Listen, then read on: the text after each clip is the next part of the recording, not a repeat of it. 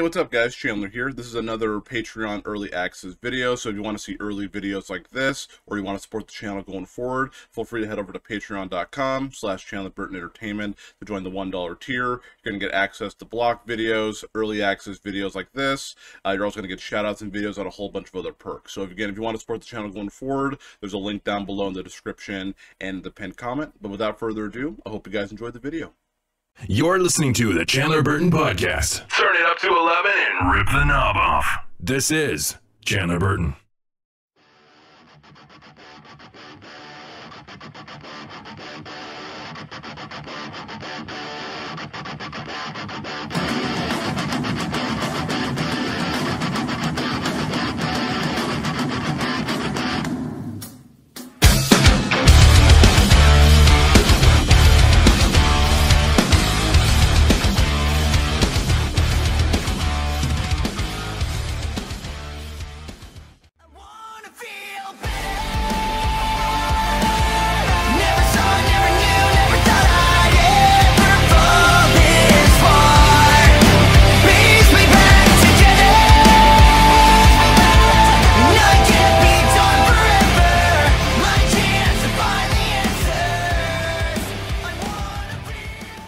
Well, welcome everybody back to the Chandler Burton Podcast. It's actually been a really long time since I've done one. So I used to do them by myself, but then I realized talking to myself for like a half hour to an hour might be kind of not very interesting. So it's always good to get guests on the podcast. And today, super stoked and super grateful to have Brandon. How do you say your last name, dude? I was going to ask you that.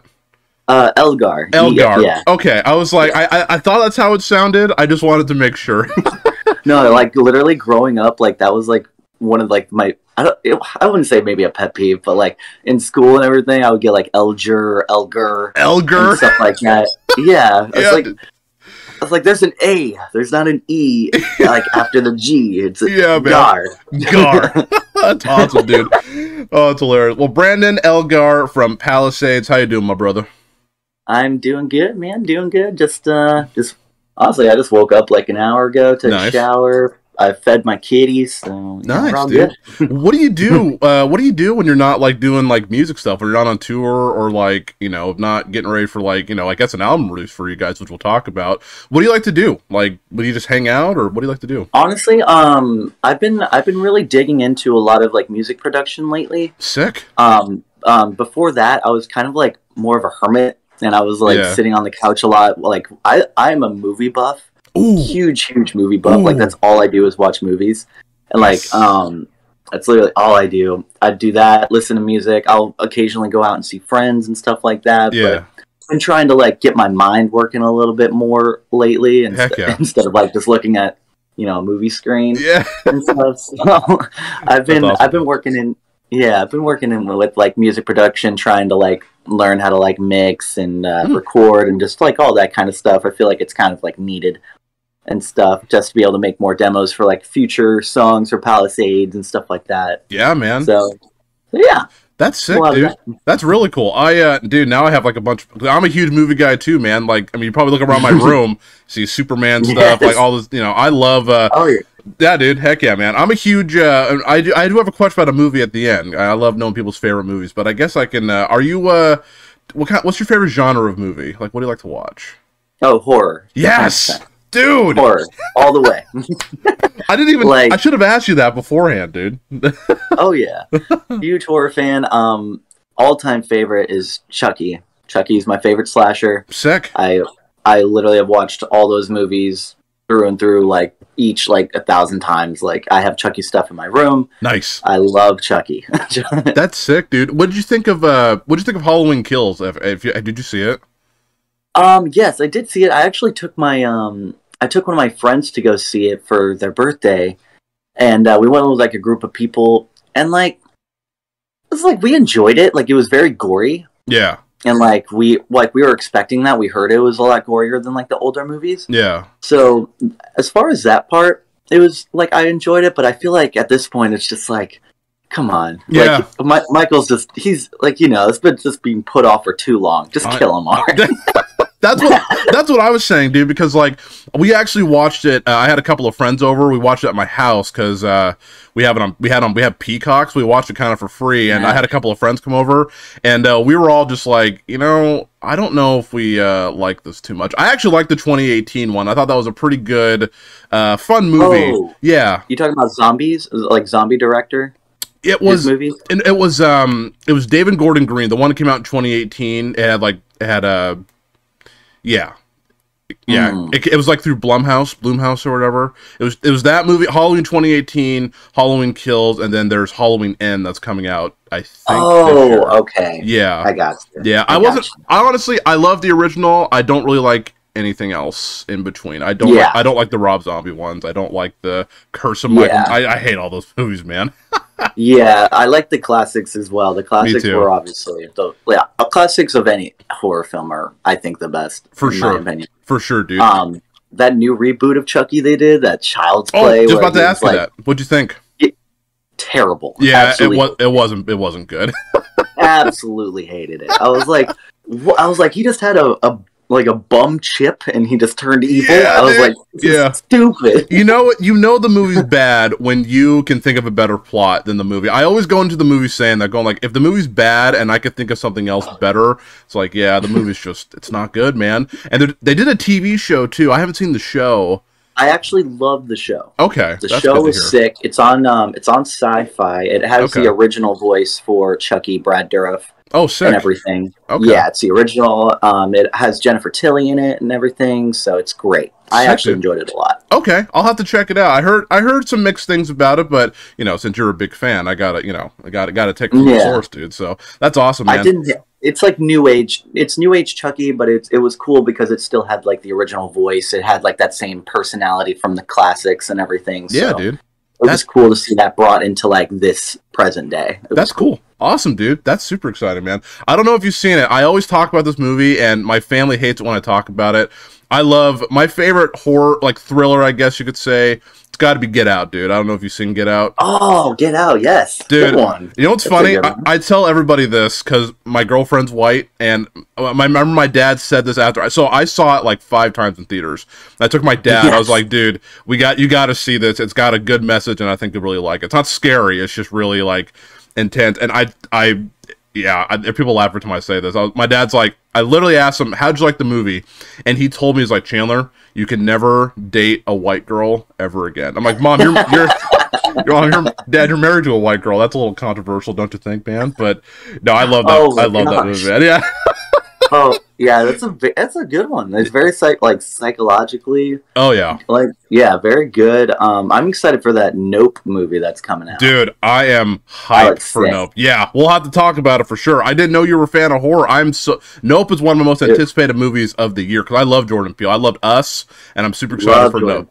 Oh yeah, Us was great. Oh yeah, dude. So sick, dude. So sick. Awesome, man. Well, we'll have to talk more about movies I'll have to every horror movie that comes out, I'll have to talk to you about it. So I'm in. Yeah, man. I love it, dude.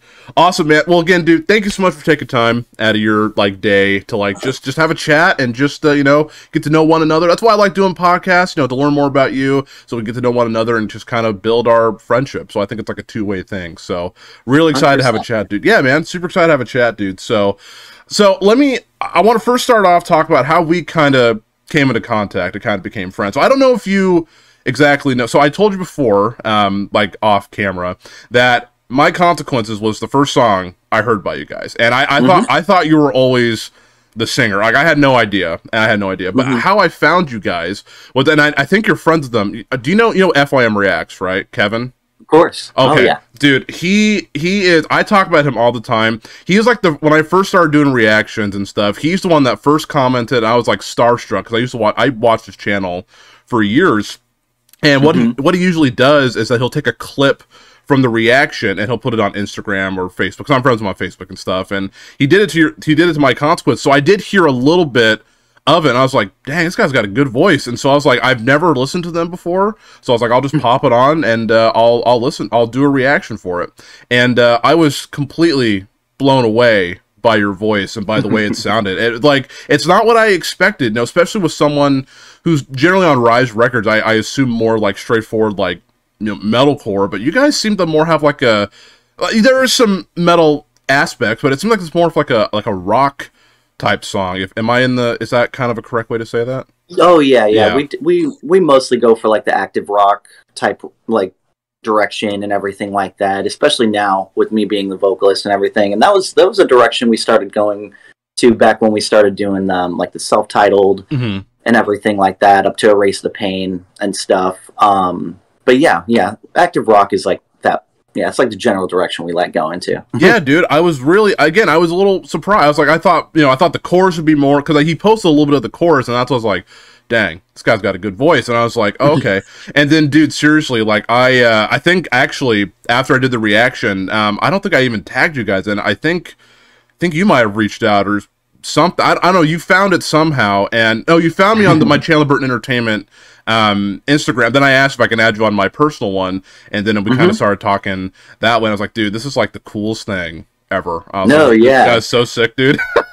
No, like I remember I was like sitting at my old house in Smyrna, and I was just on YouTube, and I was going through literally all these reactions and everything, and I was just taking videos of each one, and I was like, I want to post these on my story, because like I just love watching them. I love seeing the reactions. And it's like, I just thought it was awesome. So, dude, that's so sick. So that actually, go ahead. Were you gonna say something? Because I had a. Oh no. Yeah.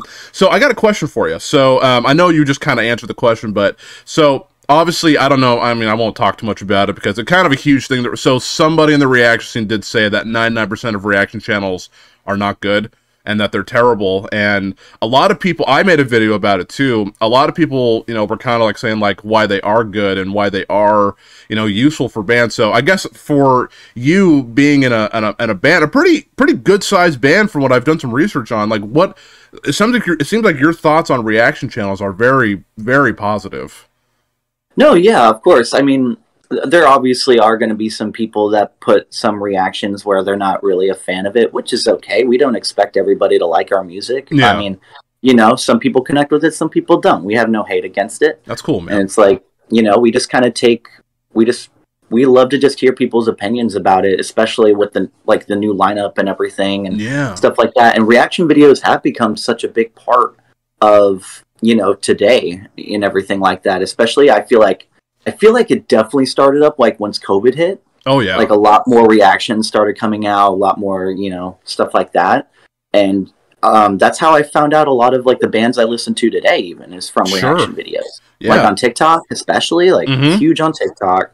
So yeah, I mean, I've just grown a very like big respect for reaction videos, and it's I think it's even, it's building a more fan base for other people doing these reaction videos. So I respect it a lot. I love that, dude, because I think a lot of people seem to forget, I love doing it. Like, I seriously love just like putting on the camera and just like actually just like, I'm really chill in the beginning, but when the song hits, it really becomes who I am. And as you were saying, I discovered a lot of music through reaction channels. Like, again, I go back to FYM Kevin. Like, I've been watching him for years, and he's turned me on to a ton of bands that I never would have heard before. And now I'm like a massive fan. Like, I buy the CDs, I buy the merch, and I'm like, that's how it's supposed to be. Because I mean, you guys could honestly probably be on, because I think you guys are like, what, on Sirius XM? Like, you guys could be played on like rock stations and stuff. I think it's more, I think it's more, acceptable. And I've actually shown my mom your guys' songs. She's like, it's actually pretty good. I'm like, I'm telling you. I love it. Yeah, dude. My mom doesn't like screaming, but she's like, yeah,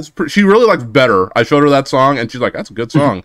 And so yeah, man. I think with other bands that are like more metal or like reaction channels are kind of like a modern, like, and a kind of a radio in a sense, where it's like people can find them and be like, this is sick. And a lot of people think like we're stealing content. It's like, I'm not trying to steal. I'm just trying to like use it and like give like a positive message with the lyrics, especially with your guys' lyrics. I think they're incredible, and I'm excited to talk about that for sure.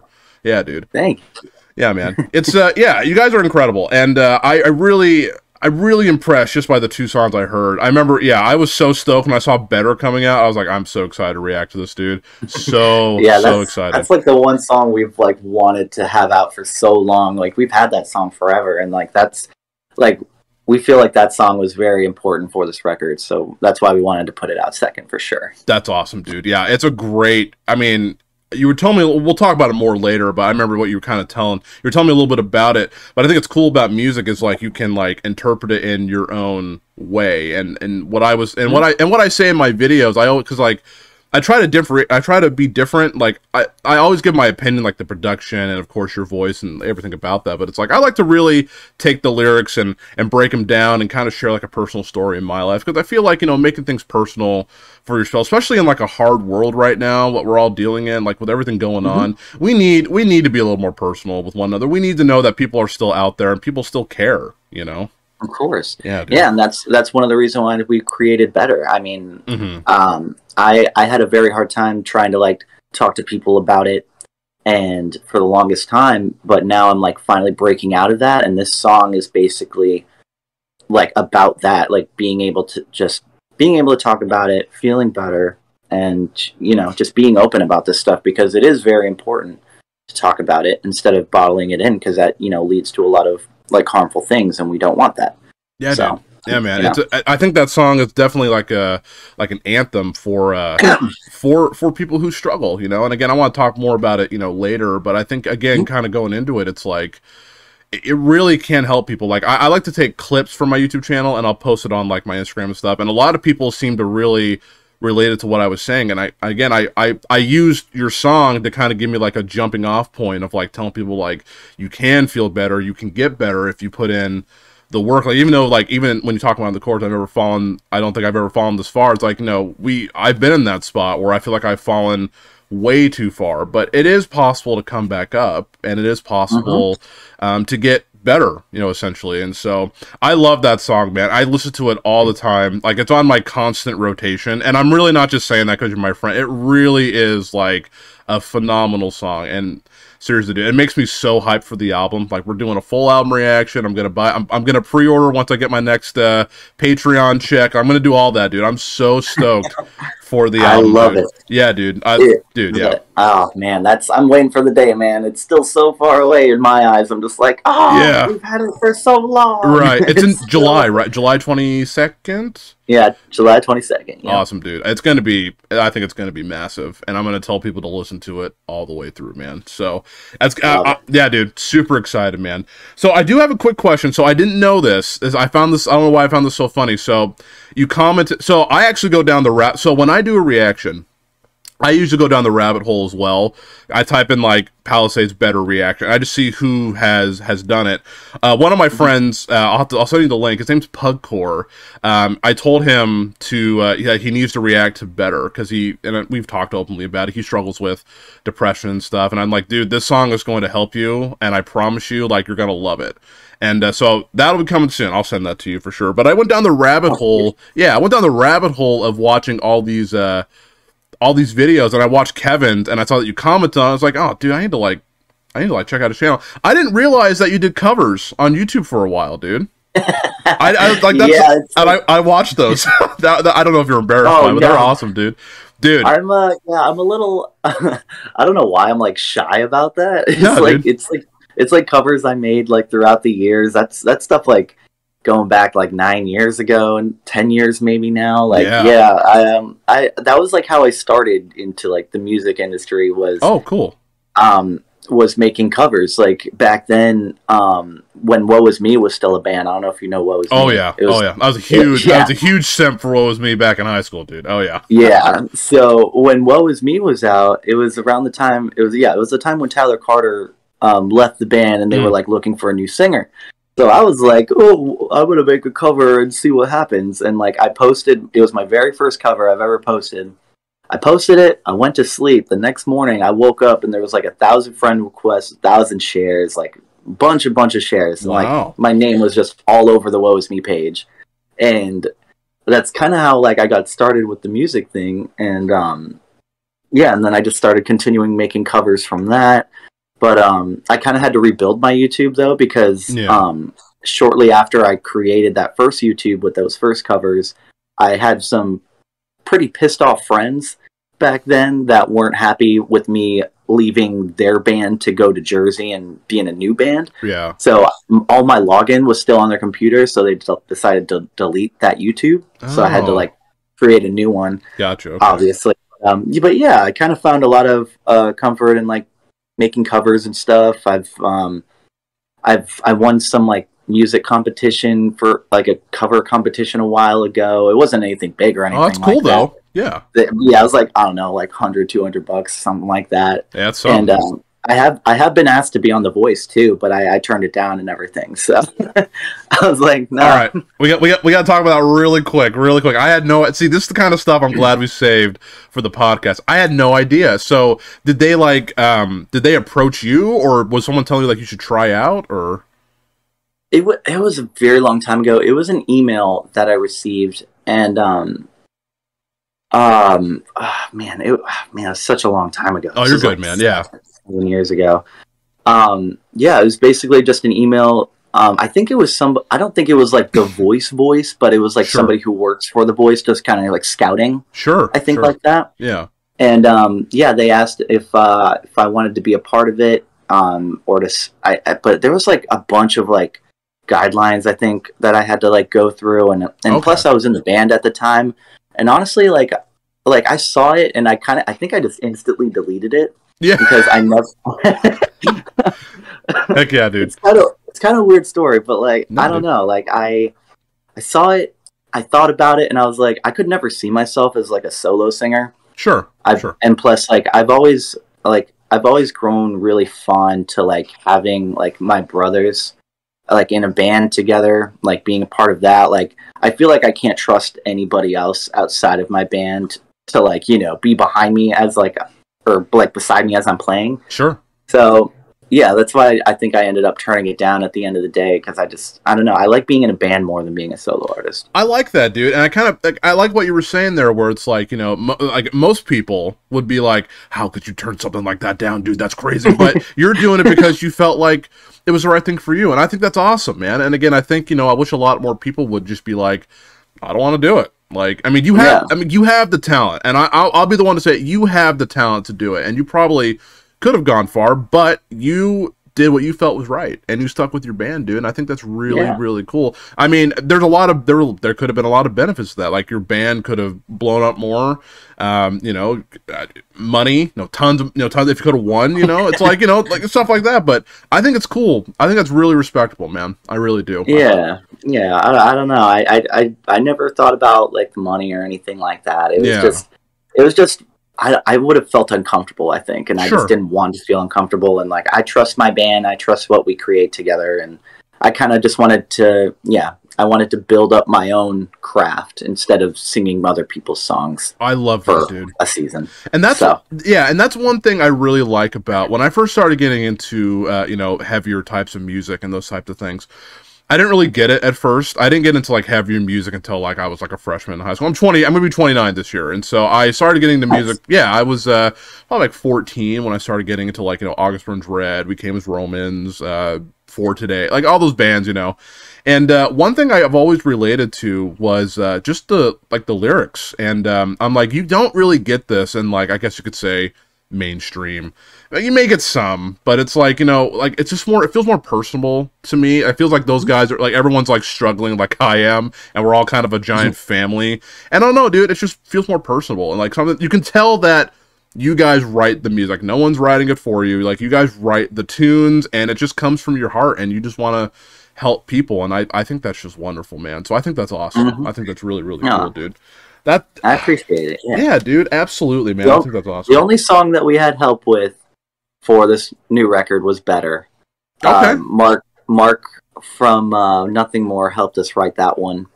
Oh, sick. So yes, but yeah, that was pretty much like the only help we really had on this record. Like we do love collaborating with people, and stuff like that, but like through this new record and stuff, we really wanted to show like what we could do. Yeah, man. Like mostly, just to see where we're at with it. And, we're open to possibly doing collaborations down the road and stuff like that. But, we've always been very prideful of like what we could create on our own and stuff like that, and see where we could go from it. That's sick, dude. That's awesome, man. Is there someone that you want to collaborate with, like an artist, like a band or something that you want? Is there anyone? There is. I've had this in my head for the longest time. I've wanted to work with Lacey Sturm for the longest time. Yeah, like okay, we toured with her maybe like four years ago. I think it was her headlining tour. It was her solo headline tour. Yeah, and she's such a sweetheart. I loved working with her. Loved sharing the stage with her. And plus, I've always been a huge Flyleaf fan. Like I love Flyleaf, and a lot of like this new record. There's a lot of parts that have Flyleaf influence. Sick Stuff like that, and like I know like one person out of her camp that I like kind of talk to like sometimes here and there, and like I want to like ask him one of these days, be like, hey, you should put in a word to Lacey that I want to work with her on the song. Heck yeah, like dude. I would love, that'd be really cool. I would really love to work with her someday. I'm gonna make it happen, dude. One way or the other. That's gonna be huge. That would be a huge song, dude. That would be like massive. That would be awesome. Like I want to create a song with her that's like as big as like the Caesar and like Amy Lee song. Like, you know what I mean? Heck yeah, like, dude. That would be like, amazing. I want to make a song with her that would be huge like that. Like, I really want to do it. I'm telling you, dude, that would be so hype. Everyone would be like, dude, this is so dope. This is so good, man. You know, I'd be the first one on it. I'd be like, all right, put everything down, do the reaction. Absolutely, man. That would be so sick. That's awesome, dude. Yeah, man. You never know, man. I mean, you know what's funny, dude? Like, I've been wanting to ask you to be on this for a while. I was like, you might be too busy, and I know you're busy and doing stuff. And you're like, yeah, dude, I'd be down. I'm like, wow, that was actually a lot easier than I thought it was going to be. He was really cool about it. So I was like, awesome. Oh, I mean, like I said, we've been kind of like just sitting on this album for a long time. Yeah. And, you know, we've had a lot of time to like pretty much on our off time, we just like work on each other's, you know, like I'll work on keeping my vocals straight. They'll work on keeping like, you know, they're playing guitar right. Aaron's, you know, playing the drums every day and stuff like that. But other than that, it's like, we have stuff that we're sitting on that we can't talk about at the moment, but it's like till then we just have a lot of free time, and like I've been taking a lot of this free time to be doing interviews and podcasts and stuff like that. I had an interview on Saturday that I did. I had another interview a few days before that, and everything. So so we've just been doing a lot of stuff like this, and you know, talking to people and trying to just get people with what we have out now and get people excited for the future. Awesome, man. That's super cool. So I don't know if you know this or not. I don't know if you've seen it, but I scream. I don't sing. You know, I've been trying to work on my singing, but how do you warm up? Like, what's your like when you're at home or you're about to? Yeah, I'm curious because I watched the Melissa Cross Zen of Screaming, and I think, is that what you do too? I don't watch the Melissa Cross screaming techniques. Okay. I actually. So with screaming, so before COVID hit, I went and did 2 tours with Palisades as the vocalist for the Starset tour and the Sleeping tour. And that was when Lou was sick. We wanted him to take some time off to, you know, rest his vocals, get his surgeries that he needed to get done. So I had to learn how to scream in like a matter of a month. And I was like, I have no idea what I'm doing. So I literally, the way I have taught myself my whole life, I was like, I'm sure there's screaming videos on YouTube I could look up. And so I went on YouTube, and I can't remember his name. It's he's pretty popular on YouTube with like vocal techniques and stuff. He's like the bald guy. He does a lot of vocal videos and stuff like that, but I can't remember his name right now, but I literally just watched his video, and that's kind of how I learned how to scream, was just watching his video, and I just kind of sat, and I was like doing the technique he was doing, and it was just like, like all these weird sounds. Yeah, like, dude. Like adding, like, you know, like putting your diaphragm into it and all that stuff. Yeah, man. That's kind of how I got in tune with screaming. As far as singing, though, like, I usually sing like just a few songs before I go on stage. Like I'll sing a song from like Shawn Mendes or something, or I'll sing a song from Linkin Park and stuff like that. And I'll do a couple like normal warm ups that, you know, people do, like the like those and stuff like that, and like Miggies and Wee Oops, stuff like that. Cool, man. but yeah, mostly I'll just sing like a lot of like songs that I enjoy singing before going on stage. That's cool. I like to hear people's like vocal like warm-ups and stuff because it's always so different, you know, and I think it's really cool. Also, I forgot to mention too, my sister is a huge Shawn Mendes fan. I showed her, and she approves. She thinks you're very good. Shawn Mendes is like her favorite. Like, she would marry Shawn Mendes if she could. And she said you did. He's very good. I enjoy him too. I think he's very good. But my sister's like, he did good. I was like, okay, I'll make sure I'll tell Brandon that. So she approves. Yeah. She approves. She thought you did a good job on your Nervous cover. So no, not nervous, not nervous. Mercy, not nervous. Mercy. Oh man, I forgot about that cover. Oh. Yeah, dude. I was listening to Nervous the other day. That's why it popped in my head. But yeah, Mercy. My bad. Good song though. Yeah. Awesome, dude. I love "Don't Be a Fool." "Don't Be a Fool" is the song I always warm up to. Nice, dude. Awesome, man. That's cool, dude. I've tried to like sing, but it's like when I scream and try to switch back and forth, I feel like I just can't do it. Like, I've been screaming for so long. It's hard, man. I don't know how people, like, I look at like Maddie Mullins or someone, I'm like, I don't know how you do that, man. And still stay on pitch. It's hard, dude. I'm like, it's tough. When I was first learning, like that whole month I had before the Star Wars tour, I was like, oh man, I hope I can do this. Like, yeah, man. I was very nervous the first day I did vocals, like the whole set and everything. Like, I'll never forget that day. How long was your set? We were direct support, so it was like a 45-minute set. Oh, dude. Were you nervous? Like, I've always wondered this about bands. Like, are you afraid that your voice is gonna like just shoot out by like halfway through, or like? 100%. Yeah, like you're screaming too. Yeah. That is my number one worry after every show. Is like, oh, I wonder how I'm gonna feel in the morning. Like, you know. But oh, man. I've like over this period of time, though, I've been learning just, you know, like building my screams up better and doing it to where it doesn't hurt as much as it used to when I was first doing it. Yeah. Because definitely after the shows, I would definitely feel like a little hoarse. Sure. Like a tiny bit. So I'm like, okay, I know I'm almost there, but I need to like do it better. Mm-hmm. So, but now where I'm at now, it's like where I'm at a point where it doesn't hurt at all when I do it. Awesome. And I can still sing, and I don't feel hoarse after like rehearsals or anything like that, which is a very good sign. So, that's terrific, man. I'm glad that it takes a lot of practice, you know. Yeah, that's what you were telling me over a message, because I remember you did your one take of My Consequence. I was like, dude, we had a conversation about that. I was like, he's right. It just takes a matter of practice and discipline. I mean, you're a good example of that, man. Your one take was awesome. Like, if you sound like that live, I'm like, dude, that's just like terrific, man. So I mean, that was it's a live one take, so that's pretty much what people will be getting live. I love that, dude. That's awesome, man. I'll definitely, if you guys ever come through, because I live close to Portland, Oregon. I live in Washington, and so I'm like right on the border. So if you guys ever come out to Portland, I'll definitely come out and check you guys out, man. Come say hi. That'd be super fun. we have a bunch of friends up there. We love playing sick. Portland. We play there a lot. So. Oh, cool. Okay, well, I'll make sure to keep an eye out, and I'll let you know. Like, hey, dude, I'm here. I'm excited, man. So yeah, dude, I'll be super stoked to come watch you guys, man. That'd be super fun. I haven't been to a show forever. Yeah. Dude, if we ever have a show there, just let me know. I'll take care of your ticket and everything. We'll get you in. Oh, dude, I'd probably no worries at all. I'd probably cry, man.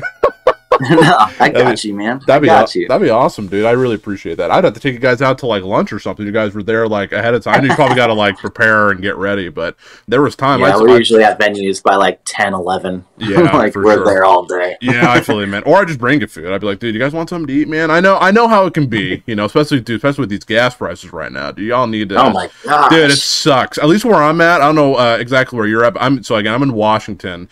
Dude, it's like $4.99 for a gallon of gas, and I'm like I look in California, and it's like $7.69. I'm like, dude, I can't do this, man. It's just too much. I'm in Nashville. Okay. Thankfully, I don't have a car. Like, I don't drive. I Uber everywhere I go. Oh, okay. So, there you go, like, dude. You're good, man. You're good. Like, that's awesome. I thankfully don't have to worry about that. But like, all my friends are like, you know, they're always just like, man, these prices are nuts. And like, we'll be driving around too, and I'll be like, oh man, they are nuts. Yeah, it's just crazy, man. So yeah, dude, whatever I can do, to help you guys out, that would be super sick. So I'd totally help you guys out. Let me know what you like, and we'll make it happen, dude, for sure. I appreciate it. You got it, brother. Anytime, man. Anything I can do to help. So okay, so let's jump into, dude. This has been great. I love talking to you, dude. Like, I feel like we're not even we're just chilling. So it's just super sick, dude. So I love it. Yeah. So okay. So this is where kind of the educational part comes in. I want to learn about your journey into this band. So I guess I said when I did my consequence, I thought you were just originally the vocalist. I just that's what I thought, you know. And then I watched Kevin's after. He's like, oh, I think they got a new guy, and I was like, oh, I didn't know he was new. And so I did a little bit of research. Again, I told you earlier before we started, I listened to Erase the Pain. I really like I like Fade a lot. I was like, I put that on my Instagram story the other day. I really like Push. Are you on? Is that you singing on Push? It sounds like you. Yep, I sing the beginning verse, like the I try to fake it. Yeah, I knew that was. Yeah, I could tell that was you. I was like, okay, that's definitely Brandon. I was like, that sounds. Yeah, I like that a lot. I really like those songs. It was a good album. I really enjoyed it. And then I read a couple of articles saying that you took over as the main vocalist. So I'm kind of, you don't have to say like what happened, but how has been your I guess your journey into being the because you played bass and now you're like the front man. Right, you played bass, right? Is that right? Yep. Okay, you played bass. So, what's been like your journey in becoming like bass singer to like, you know, to being like the front man, I guess. So before I was in Palisades, I was mostly a vocalist in all my older bands. Like I was in a band called Lifelines before Palisades. They're a band based out of New York. They're a band called Nerve now. Great band. Before that, I was in a band called I Assailant. And I was the lead vocalist for that band. There was a guy named Jack Langle. He was in that band too. He used to be a member of Woe Is Me as well. Okay. And I had my good friends in there too, Evan and Caleb and Vontae, good dudes. And then before that, I had my high school bands and stuff like that. But yeah, pretty much started with the Woe Is Me cover from back then. Cool. It's actually kind of funny. The first band I joined outside of my high school band, it was a band called Sirena in Jersey. And the way I got into that band was Matt Marshall, who was a guitarist for my band, was friends with that band. And that band was looking for a singer.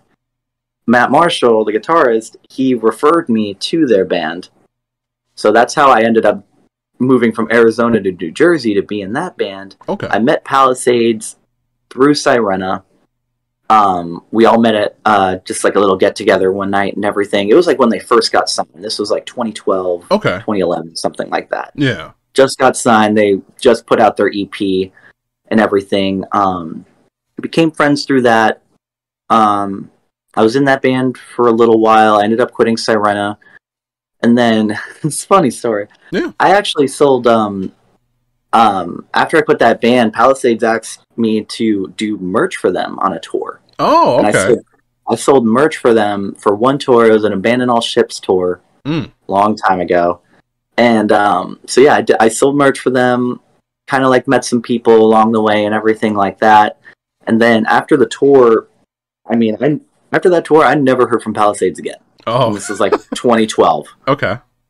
So never heard from them again. I joined that other band, I Assailant. Didn't work out. Joined that other band, Lifelines. We had just put out an EP on Lifelines. And literally like a week later, I remember I was sitting in my bed in Dahlonega, Georgia, just minding my business. And I got a call from Matt Marshall. And I'm like, I look at my phone, I'm like, oh, this has to be a butt dial. Like, I haven't talked to this guy in years. Yeah. I was like, why is he calling me? And then I was like, all right. I almost didn't answer. I answered. And he was like, hey, man, just want to call and see how you're doing and everything. I was like, yeah, I'm still doing good. And he was like, we have a question for you. Do you know how to play bass? And I was like, I haven't played the bass in a while because I've been a vocalist for all these other bands for a long time. So I was like, yeah, I can still play bass. And they're like, yeah, well, our old bassist quit and we need somebody who can play bass and sing. And I was like, I can do that. Sure. So, yeah, man. So yeah, I ended up, it was a very hard decision. I felt very bad leaving the band I was in at the time, but I kind of just saw this as like a once in a lifetime opportunity type thing. And like they were about like that, like they already had tours scheduled and everything. Like that was when we went on tour with Secrets and Picturesque and Too Close to Touch, R.I.P. Keaton. Yeah, I saw that, man. Yeah. And yeah, that was the first tour I ever did was with those guys and everything. And but yeah, he just kind of called me out of the blue, and the rest is pretty much history after that. That's cool, dude. Yeah. That's awesome, man. And so then, so you were playing bass for a little while, and then essentially after Erase the Pain, you kind of became the front man. Is that right? Yep, I played bass. I played bass and was like second vocalist throughout all the records we did, which was mainly self-titled, Erase the Pain. Okay. And yep, I did bass and just second vocals for all that, and then pretty much I became the vocalist once. I mean, that was when it was decided. Was when COVID hit.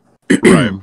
Yeah, that was when COVID hit, and but yeah, that was pretty much when it was decided, and then we kind of kept it on the down low for so long, though, up until December, just because there's a lot that goes into like a separation with members and stuff like that. Yeah, yeah. So we kind of had to wait for all of that to go through, all the finalized fine print and all that stuff like that. So makes sense. Yeah.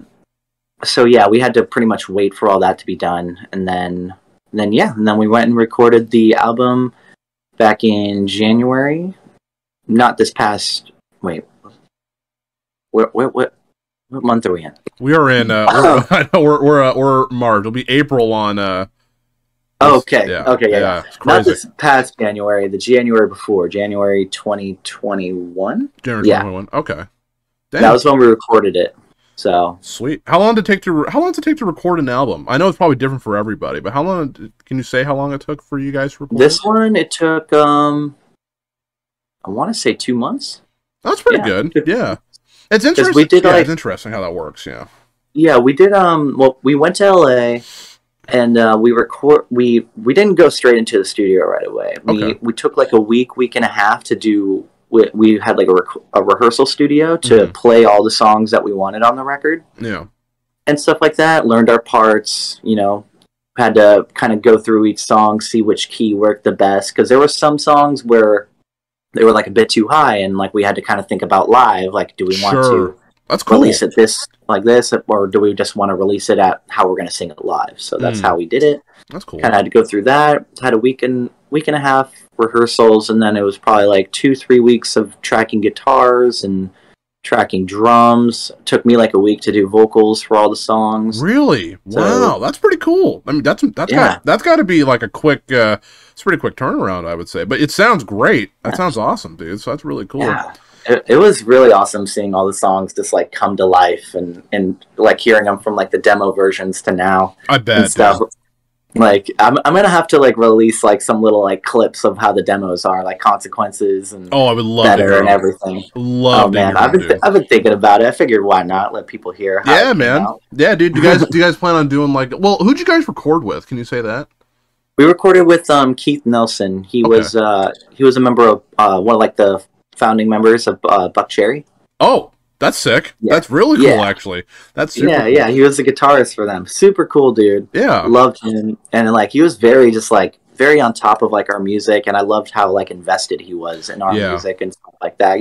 Because I feel like with some producers are just kind of like okay, like, or they just press play and stuff like that. But no, Keith was very into our music, like making sure Aaron had his parts down.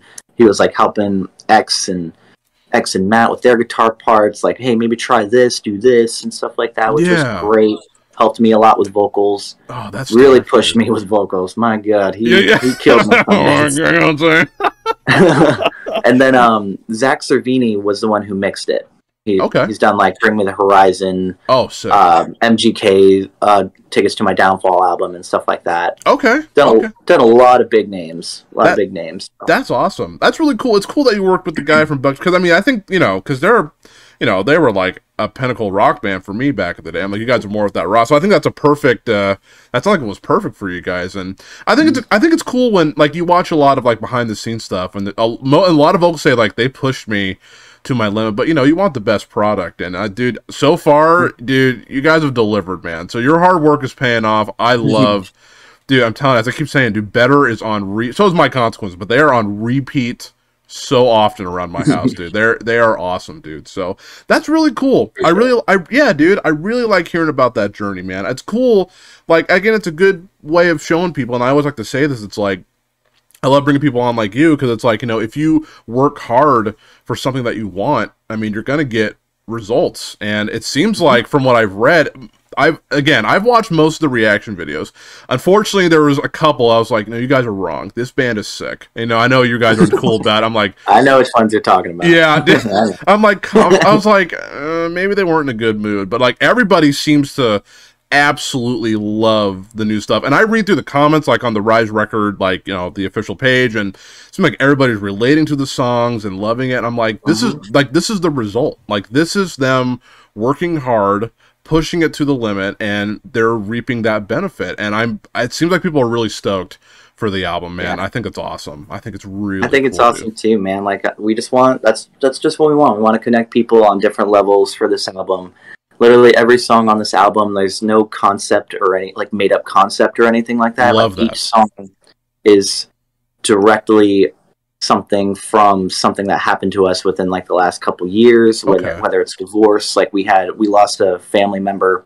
One of the songs is about that. Oh man, sorry to hear that, dude. Whoever that towards, of course. It was Aaron's father, our drummer. Okay. His father. He was like a big part of like the band and everything. He was a drummer as well. That's how, you know, it's like a father-son thing. So yeah, we made a song for him. A lot of songs about substance abuse. Sure, man.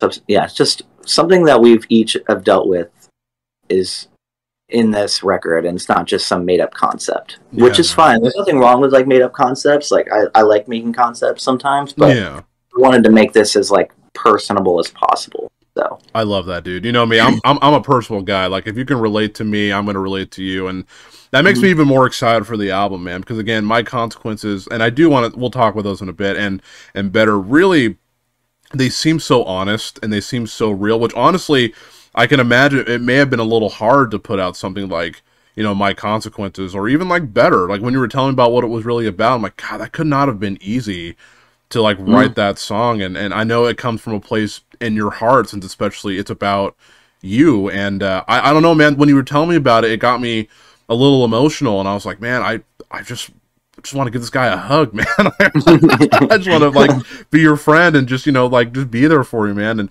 But I think that yes, hug my dude. I'm telling you, in Portland, dude, you'll get a big hug. I'll be like, dude, what's up, brother? Let's absolutely, man. But yeah, dude, I absolutely love it. I think it's great. And so I do want to jump in, and of course I know you can't say everything about the album. I do want to talk about the album just a little bit. You know, I know you can't probably say because it's not until July, but so in my review or my reaction for Better, I said Reaching Hypercritical is like the most metal name.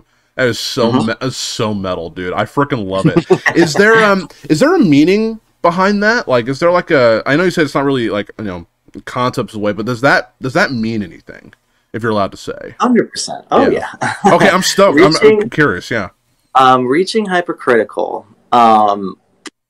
So hypercritical is a word that I learned when I was in therapy. Okay. And yeah, I was talking to my therapist about it, and he brought up that word hypercritical, and I was like, at the time I didn't really know what it meant. Okay. And I was like, I gotta Google that when I get home. Yeah. And stuff like that. And there was also, he also brought up like a lot of things about like the way like we fight anxieties and stuff, and he was talking about like saying like he was talking about like an inner bear and stuff that's inside of us, and it's like an inner bear that we fight, that we're like scared to, and we kind of like, you know, we submit to, when it's like, because like our bodies are very like crazy things sometimes, and our bodies can really scare us into like certain situations and scare us to where we don't even want to do anything. And I think that's like the kind of like the where he was going with it, was like saying that like there's an inner bear inside of all of us. And there's actually a line in the title track of Reaching Hypercritical that's on the album. One of the lines is like, I'm coming face to face with my inner bear. Oh, and sick. Stuff like that. And like, awesome. So yeah, I gave away a lyric. There we go. But that's pretty much like where Reaching Hypercritical, the album, came from. Was just like, we're getting to that point to where we're going to face like all of these terrible things, and there's like we're all going to get to that point, and it's just a matter of how we're going to like go through it, how we're going to handle it. And that's pretty much like that's pretty much what the album was, and like how we came about picking that for the name. Beautiful. And just like beautiful. Yeah, man. just coming face to face with it and being able to break through it. And that's amazing, dude. I think that's cool. I appreciate you being honest about, going to therapy. I've been going back too, and honestly, I know there's like a thing about it that people just don't. They're like, I don't want it's for like crazy people or what. I'm like, I think everybody could use a little therapy, and that's why I told you before. I'm going to be stuck. Like, I need to finish my generals first, but that's what I want to do, because it's like I feel like it's very beneficial, and like the more I've gone, the more I'm like I would love to be in the other seat trying to help somebody, like be that help them get through, because dude, life is hard, man. Like it really is. It's difficult, and like you could be living your dream and it's still really, really difficult. So I appreciate you sharing that, dude. I think that makes the album even more personal. Again, I'm always a personal guy, and I really like that meaning. And I was like, I wonder what that means. I was like, I'm going to ask that on the podcast because I have no idea. Yeah, reaching hypercritical. Yeah, especially the song. The song is basically like everything I learned from therapy. Like that's what that song is. That might be. I always say this in my when I do like full on albums and like for Patreon. I always say they got to bring it for the title track. If they're gonna name it this, they got to bring it. And it sounds like you're gonna bring the heat for the title track, dude. So I'm ready. Oh yeah, I'm stoked. I'm stoked. It's a good song. Awesome. I think a lot of people will love that one. I'm super excited, dude. Again, July. It just needs to be here, man. I'm super stoked, dude. Hey, man, there's still a couple months in between. You never know. Oh, dude, that's, what I'm saying. I'll be jumping on that right away, dude. You know what I'm saying? I'll be doing every song. So, and I'll be, I'm super excited, dude. That's awesome. So, love it. Yeah, dude. Another question: does the girl on the cover, does that mean anything, or is it just kind of like a cool artsy thing, or? Oh yeah, that honestly, we kind of made like a mood board of what we wanted for the album. Sure. And a lot of it involved around, like, it's not like a particular girl or anything like that, but we kind of just wanted a person to kind of be symbolized on the cover. Okay. And, so we actually had somebody draw, like, up a mock-up of, like, it was like a woman standing in the middle with, like, her head down and stuff. That was just a drawing in the beginning, and then we actually got, I think it was somebody from Australia. It was, like, a model from Australia. Okay. That like just did a photo shoot for us and took like the same like poses that were drawn out for the album work and stuff. So that wasn't really like, I don't know. I think we just kind of wanted like a human to be on it. Yeah. Just to like show that it's like the album's like, it's like a personable album and it deals with people. We kind of, you know, I think, yeah. Cool, man. It looks cool. Yeah, it looks cool. So I was just wondering if it meant anything, or I was like, it looks awesome. So, dude, yeah, thank you again for talking about the name, like for the album, man. Because again, I think a lot of people should know that, and I think your guys' music, from what I've listened to, is very accessible for people. Like, I feel like if you want to get into heavy music, it's like maybe show them these songs, and like I think you guys are honestly fantastic. I think it's absolutely terrific on what you guys are doing and just how honest you are, man. And I do want to jump into the two singles. I do want to do a little bit of a deep dive, and then I'll let you go. I'll let you move on with your day. You know what I'm saying? You're good, man. You're good. I'm chilling. Yeah, dude. I'm vibing. Yeah, dude. I love it, man. I really appreciate you, dude. So what I want to do is we'll talk about each song. I'll kind of tell you like what I thought what the song's about, and then if you don't mind sharing what, I assume you write most of the lyrics, I would assume, or do you? Yes. Okay. Just wanted to make sure. So when I first listened to My Consequences, again, of course, just heater of a track, so good, dude. Love the chorus, dude. Like, your voice sounded a little bit, and Kevin said it too in his review. It sounded a little bit like Papa Roach, a little bit like your voice had a little bit of a raspiness. So I was like, dude, this is dope. This is really good. I was like, I love good singing and I love rock, so I'm like, this is like perfect. So my thoughts on the song, it sounds like, I mean, not to be too like drastic, but it sounds like it's kind of about like, I mean, suicide in a way, where it sounds like I wish I was, I had a feeling it was kind of similar to that, where it's like, open bear with my enemies, 10 feet below the concrete. I'm like, that's intense, man. Am I kind of in the right ballpark what that song's kind of talking about? Yeah. Okay. I mean, the lines kind of say it for itself, for sure. But the song is like, it's basically about like a very big depression period I was in for a couple months. it was I forget which tour it was on, but literally it was a tour that I was on, and I was waking up crying like as soon as I opened my eyes in my bunk, like I just immediately started crying because I just knew that how bad the day was going to be. I didn't want to get out of my bunk because I just knew it just wasn't going to be good. Like I was in a very depressive state, and there was also just so many just like people talking here and there, just people like saying like stupid stuff, just trying to bring me down and everything. And that's kind of what the line is buried. The first line, like, I hope I'm buried with my enemies, like those people talking. Sure. Like, I hope that I'm buried with my enemies so they can see what they've done to me in the end. Oh man. You know what I mean? Yeah. It's kind of a deep line. No, it's good, man. It's really good. Something like that. But yeah, it basically just builds around depression. Also the line, cover me up, I'll soak in lime. Yeah. Like a lot of people don't know that, like, we're like confused by the lime thing, and they're like, does he mean like an actual like lime for like a margarita? Like from salsa or something? I'm just like, no. Like, there's lime dirt. Lime dirt is used to throw over dead bodies so that way it doesn't smell, and that way people can't find your body. Yeah. And that's like basically a way of me saying, like, I just want to be left alone. I don't want anybody to find me, to reach me, or anything like that. And that's pretty much what that line means. And and it was basically just powering through that depression and knowing that I'm going to change. Like, you'll see me change, and like when you do, I hope you keep your distance, you know, and stuff like that. Like, dude, when you see me thriving, like, don't come like back into my life trying to act like you know me or shit, like, and stuff like that. Sorry. Oh, no, you can say whatever you want, dude. It's all good. No, dude. Okay. Yeah, no, dude, please say whatever. Yeah, it's all good, dude. I love that, dude. I think that's really cool, man. It's just such a powerful song, man. And I had a feeling it wasn't about, like, putting like lime on, like, you know, guacamole. I'm like, that's not he wouldn't like talk about go get some chips and, you know,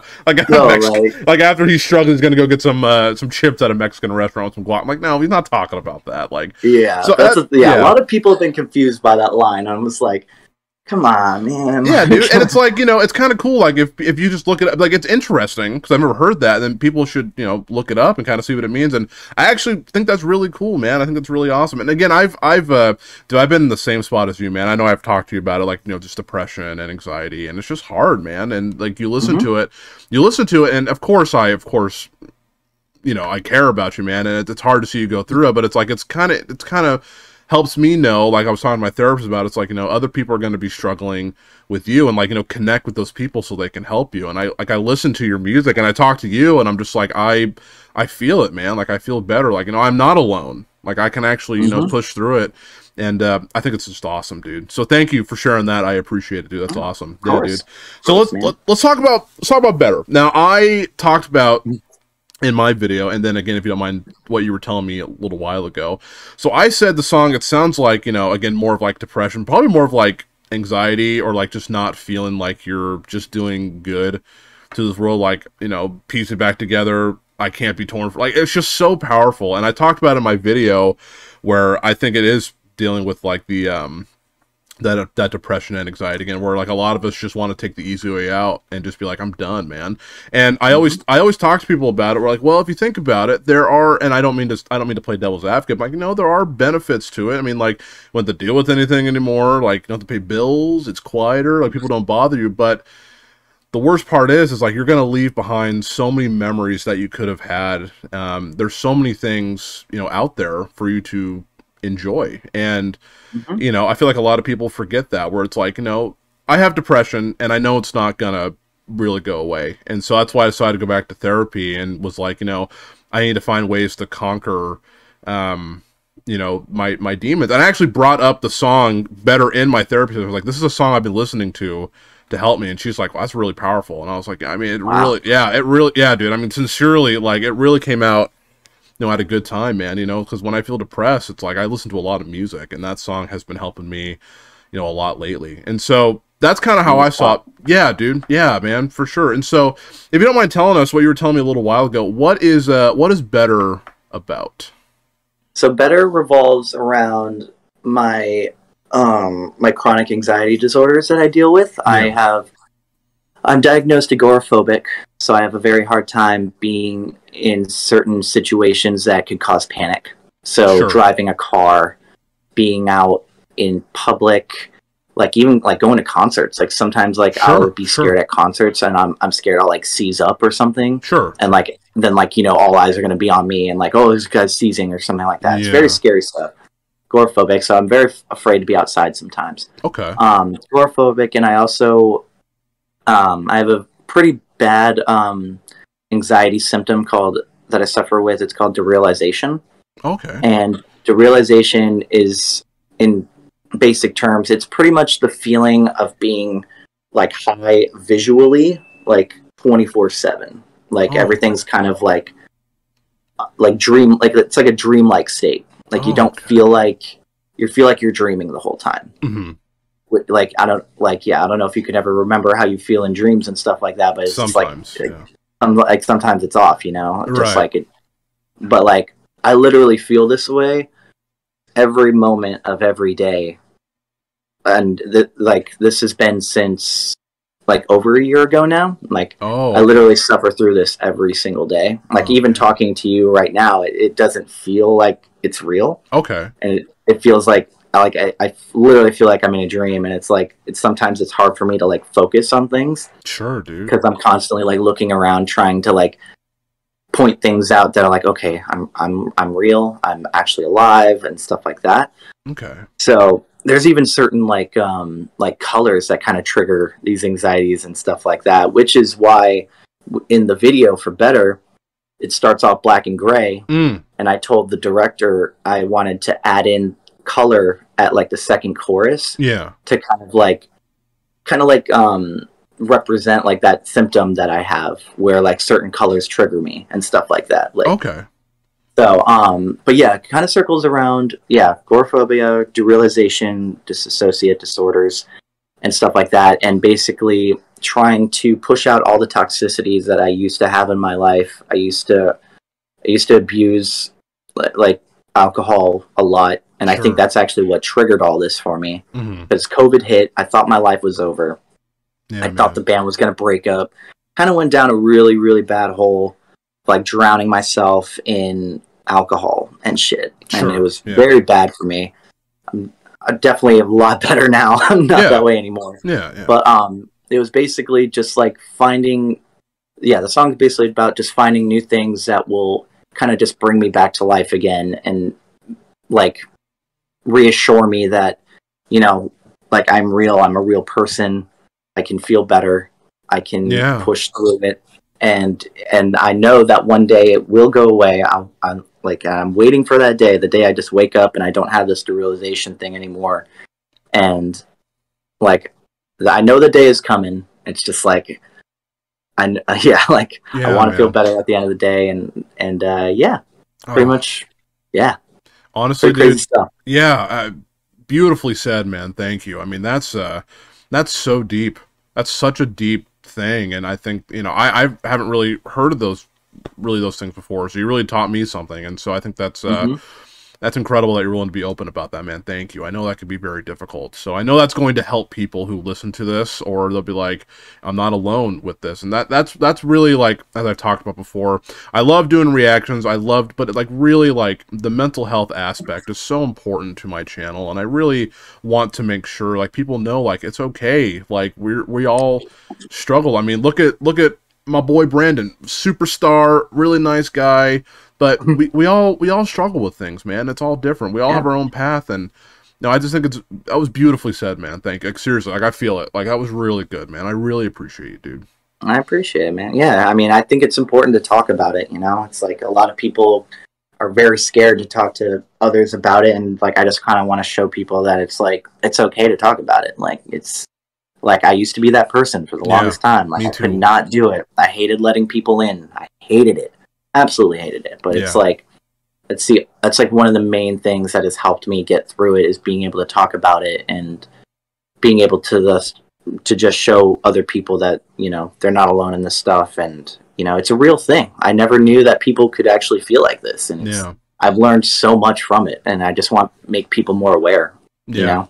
It's a real thing. Love that, dude. I mean, unfortunately, you have to struggle, but again, this is going to help people who are like, they're terrified, they don't know what to do, they don't feel comfortable telling people, but they may listen to your music or listen to this and they'd be like, okay, like maybe I can reach out and talk to somebody. And again, I feel like if we're able to help one person, or someone can help one person, like we've helped plenty. Like, I always say this, like if someone wants to like take their own life, I always say one life is too many. If we could just help one person, that's going to pass on that positive energy to other people, and they'll pass, just kind of that continuing, like that's why I always try to be nice to people, because you never know what they're going through, and it's just it's really hard to see people struggle. And I see a lot of people even in my comment section where they'll say stuff like, thank you for the video, thank you for the thoughts, or I get messages saying like thank you, and that really brightens my day, and I'm able to talk with them and able to share that information, dude. So I think that's just, again, incredibly said. And dude, thank you for sharing that, dude. Sincerely, man.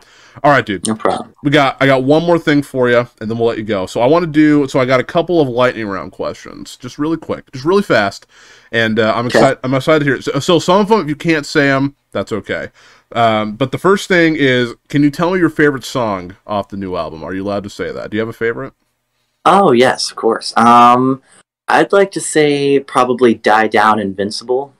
Ooh, it's like that name sounds cool. I mean I think it's Invincible, and then Die Down is in parentheses, and the reason why it's like that is because in the chorus there's an A chorus and a B chorus, so it's basically two different choruses combined. Sick. Like put like side by side with each other. Very, very beautiful song. That song talks about my substance abuse and everything that I had back when COVID was going around. Okay. And, well, it's still going around, but Yeah, of course. It was basically the hole I was putting myself in, and like scared that like my life was just going to end at any moment, that my heart was going to stop at any moment. Yeah. And, there's even a line in that, at any given point, my heart could fail. That's a line in the song. Man. And, that song is really beautiful. It hits really nice too. Like it's like heavy but beautiful at the same time. Love it. Really, really, really great song. I literally I made a voice memo of the song when I had the idea in my head. I got an acoustic guitar. I just played out some simple chords and I sang the melody and lyrics. Then I sent it to my band, and then we made it a demo the next day, and now we have it on the record. It's terrific. Can't wait, dude. Beautiful. It gets me so amped for the album, dude. Like, it gets me so excited, dude. That's awesome. What are, I guess during COVID, or just in general, like, what are some of your favorite bands right now? What are you jamming? Or any artists, I guess, yeah. Because I know it sounds like you're a Shawn Mendes fan, which is great. A lot of people don't know that about me. Like, I listen to, like, Shawn Mendes, Juice WRLD. Like, I listen to other stuff besides rock and metal, yeah. I listen to everything. I love that. I love that. Like, and people don't take me seriously when I say it either. I believe you. I say like I listen to everything, and like some people are like, oh, okay. But then when they hang out with me, and I have like like my playlist going on my TV, like it'll go from like Cradle of Filth to Dixie Chicks to Justin Bieber. Yes. To, like the Dixie Chick. That's awesome, dude. Bro, I listen to everything. Awesome. Frank Sinatra. Ooh. Like everything. Cool. Like I listen to all types of music. Sick. But the bands I'd say I'd be listening to a lot right now is probably Bad Flower. Okay. I love their new record. They're also just super good homies with the band. Awesome. Love them. Love that new record. It's beautiful record. They should get a Grammy for it. I think it's amazing. Like, I don't know. I think it's amazing. Them, I've always been a huge Panic at the Disco fan. Dude, yeah. So I listen to them like all the time. Oh, yeah, I saw your cover of Death of a Bachelor? Yeah. Dude, you did good. I mean, he's a good singer. I'm like, dude, you did good, man. Sincerely. Thanks. Yeah, dude. I appreciate it. Yeah, bro. Yeah. That's awesome, dude. Yeah, Panic, Bad Flower, listen, and Wage War. Been blasting that new album lately. So okay, dude, don't hate me, because I'm gonna go on record. Wage War is like my favorite band ever. Oh, nice, dude. They are like, dude, Manic. Oh my gosh, dude. They are incredible. Their last album was pretty good. I mean, a lot of people hated Pressure. I don't know if you listened to it, but dude, their new album. Did you see them with Slipknot? Is that how you? So I'm good friends with Wage War, and our buddy John is doing merch for them. Okay. And so he's the one that got us to the show, And but the thing is, when we went there, we hit so much traffic. We also hit a very terrible rainstorm on the way. Oh. And like it was like we could not see the roads like when we were driving, so we had to stop for a minute. And it took forever to get to the arena in Memphis. It was like a 3-hour drive, but it ended up turning into like a 4.5. So we ended up missing Wage War, which was upsetting. Oh, yeah. Oh man, dude. But I've seen them live a few times. They're awesome. I'm gonna see them in May, so I'm super excited about that. So yeah, it'd be really cool, dude. Cool, man. It's awesome. Yeah, Wage War's sick. Wage War's super sick, dude. They're amazing. I have seen them live, but it was side stage for Warped Tour, I believe. It was a while ago. Oh yeah, remember when Warped Tour was a thing? Gosh, that's God, that's crazy, dude. It's man, so many good memories of Warped Tour, dude. Yeah, so many good memories. Yeah, dude. All right, man. Favorite food, or just a couple of favorites? Yeah, I know. People are like, just a favorite. Wings are my. I think are my favorite. I could eat wings any day. You're the man, dude. But maybe I'll bring you guys Buffalo Wild Wings or something, dude. That's pretty. Dude. A B-dub. Heck yeah, dude. I'll bring you some wings, man. Absolutely. I love their fries too. Dude, they're like, so good. Everybody's like, what's your favorite fry? I'm like, B-dub's fries, dude, all the time. Do you dip it in, do you dip it in ranch or anything like that? Or? Oh yeah. Oh ranch. Yeah, bro. Hell yeah, dude. Bro. It's so good, dude. Yeah. Love it, man. That's awesome. Dude, yeah, man. Telling you, if we ever had time, take you guys to B-dubs, that would be so sick. That'd be delicious, man. That'd be so sick. Always down for B-dubs. Heck bro. Yeah, dude. Always. Oh man, heck yeah, dude. Do you play video games? I do, but I don't. Okay. Like do you have a favorite? I don't play. Last of Us Part 2, probably. Okay, let's talk just really quick, because again, I can make a whole podcast you just talking about that game. Just let me know. So have you beat it? Yes, okay. I'm like I just started it again. Ooh, yeah. Okay. So it sounds like you are a fan of that game. I love Last of Us. I'm super excited for the HBO TV show that they're bringing out too. That'll be sick. Me too. We'll talk about that, dude. I'm super excited. So Last of Us Part 1 is like legitimately, it's up there with one of my favorite games of all time. It's tied with like Legend of Zelda: Breath of the Wild, The Last of Us. Like it's like right up there. Like that's awesome. Yep. Last of Us Part 2, I enjoyed parts of it. I felt like it was very dark, very sad, very scary. I was like, this is like really just. I had a lot of anxiety playing that game, dude.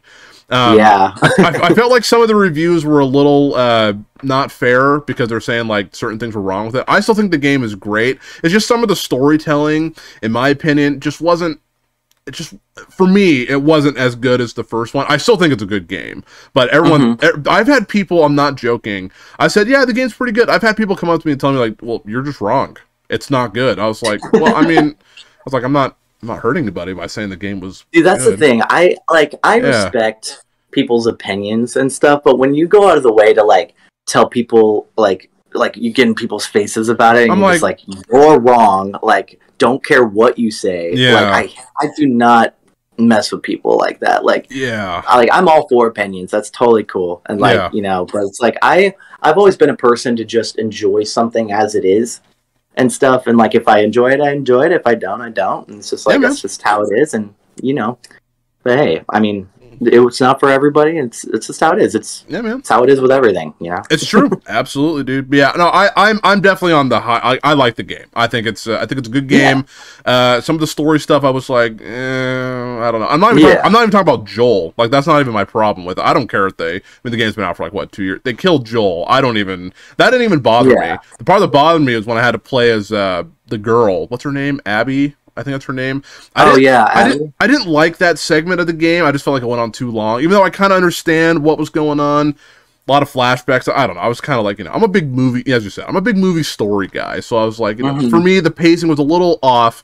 But once we got back to Ellie at the last part of the game, dude, I was so hooked. I was like, dude, this is good. It really actually did give me anxiety. This game was very stressful. It was very, dude, very dark. I remember Yeah, playing that game, dude. I was playing that game in like the middle of the night, all lights off. I had like one candle burning. Yeah, and I was like, oh, let's go. Like I was stressing. Heck yeah, dude. I'm excited. They're definitely gonna do a part 3, and it'll probably come out at the PlayStation 5's like the last cycle of that. So I'm sure they're gonna do a part 3, and I'm all on board, man. Oh, dude, they can't leave it like it did. They can't leave it like they did. They got to do a part 3, which I'm all on board, dude. Do you have a PS5? No, I have PS4. Okay. No, it's cool, dude. Yeah. I didn't know you were a PlayStation guy, dude. I'll have to add you. That'd be sick, dude. Yeah, let me know. You can tell me your name after. That'd be dope. All right, dude. Sure. Last thing, I just want to pass on to you, dude. Is there anything else you'd like to say about the album? Anything at all, or just anything that you like to say? Oh man. That's kind of a loaded question, yeah. Honestly, I'm really excited for everybody to hear it. Hear like everything that we've worked on and hear all the stuff we've been through and everything, and I'm just really hoping that we can connect with everybody on it, and like it's a new level of Palisades that we've never reached before, and we have a lot of stuff coming. We have a lot of stuff in the works, a lot of cool stuff. So I'm very grateful that for the people that have been sticking with us and listening to our music and everything, and we just can't wait to grow, like just keep growing together and man, get out of this mess together. Yeah, man. Love to see you, dude. Well, Brandon, dude, I want to thank you so much for coming on, dude. Just talking horror movies, Last is Part 2. No idea you like that stuff, so I'm like, that's like immediate like friendship vibes. So it's like, that's awesome, dude. Dude, I'm so amped for the album, dude. So amped. Again, I'll be doing a full album reaction, everything like that. I'll make sure to send it to you and everything. So, dude, like, thank you. Yeah, dude, thank you so much for coming on, dude. Just having a good chat. I feel like I learned a lot about you, and I hope people listening to this here will understand that it is okay to not be okay sometimes. There's no shame in getting help. So, Brandon, I thank you for bringing that to our attention, dude. That's really awesome, man.